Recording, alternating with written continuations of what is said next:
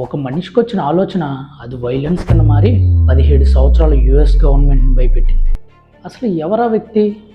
ఆ వ్యక్తి కోసం ఎందుకు మనం మాట్లాడుకుంటున్నాం? అసలు అతని కథ వెనుకున్న సైకలాజికల్ మిస్టరీ ఏంటి?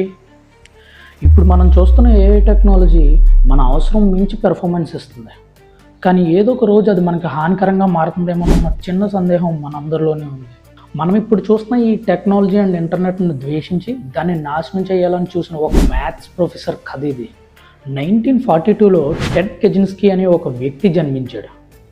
ఆయన హార్వర్డ్లో చదువుకున్నాడు. టెడ్కి చిన్న వయసు నుంచి ఐక్యూ పవర్ చాలా ఎక్కువ. ఆయన తెలివితేటలు చూసి చాలామంది ఆశ్చర్యపోయేవారు. ఆయన యూనివర్సిటీ ఆఫ్ కాలిఫోర్నియాలో మ్యాథ్స్ ప్రొఫెసర్ కింద వర్క్ చేసేవాడు. కానీ హఠాత్తుగా అన్నీ వదిలేసి మౌంటాన్ అనే ఫారెస్ట్కి వెళ్ళిపోయి అక్కడ ఒక వుడెన్ క్యాబిన్ క్రియేట్ చేసుకుని అందులో జీవించేవాడు. ఆయన ఆ క్యాబిన్లో జీవిస్తూనే ఒక మేనిఫెస్టోని తయారు చేసుకున్నాడు. దాని పేరు industrial society and it's future. ఆ మేనిఫెస్టోలో ఆయన ఏం చెప్పాడో తెలుసా? మొదటగా టెక్నాలజీ అనేది మనం కంట్రోల్ చేస్తుంది, రెండవది మన ఫ్రీడమ్ని డిస్ట్రాయ్ చేస్తుంది, ఫైనల్గా మనల్ని దానికి బానిసల కింద మార్చేస్తుంది. ఆయనకి ఐడియా అనేది డెవలప్ అయ్యి ఒక వైలెంట్ బిహేవియర్ కింద మారిపోయింది. ఎంతలా మారిపోయిందంటే యుఎస్ గవర్నమెంట్ ఈయన ఒక డొమెస్టిక్ టెర్రరిస్ట్ అని డిక్లేర్ చేసి అంతలా.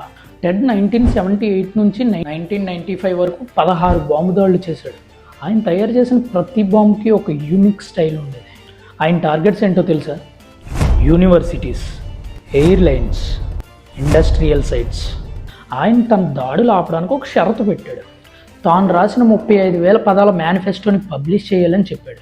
1995లో FBI New York Times and Washington Post అనే న్యూస్ పేపర్స్ ద్వారా ఈ మేనిఫెస్టోని పబ్లిష్ చేసింది.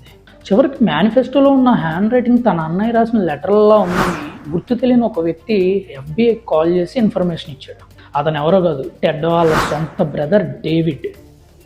సో ఈ ఇన్ఫర్మేషన్తో ఎఫ్బిఐ 1996లో టెడ్ని అరెస్ట్ చేయడానికి మోంటానా ఫారెస్ట్కి వెళ్ళారు. ఆ టెడ్ క్యాబిన్ చూసి వాళ్ళంతా ఆశ్చర్యపోయారు. ఎందుకంటే అక్కడ వాటర్ ఫెసిలిటీ లేదు, ఇంటర్నెట్ ఫెసిలిటీ లేదు, ఎలక్ట్రిసిటీ ఫెసిలిటీ కూడా లేదు. అలా 1996లో టెడ్ని అరెస్ట్ చేశారు. 1998లో ఆయనకి జీవితకాల శిక్ష విధించారు.